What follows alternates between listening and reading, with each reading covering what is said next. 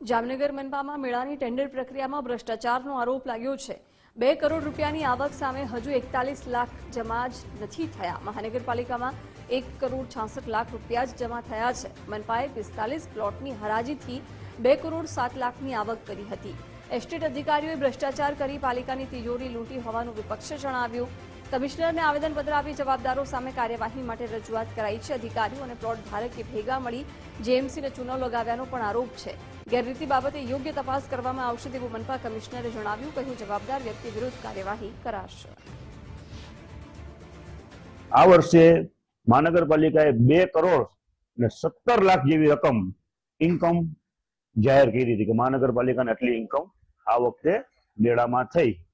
પણ અત્યાર સુધીમાં અમે અમારી જે તપાસ કરી અત્યાર સુધીમાં માત્ર 1 કરોડ અને 66 લાખ રૂપિયા જેવી જ રકમ જામનગર મહાનગરપાલિકામાં જમા થઈ છે।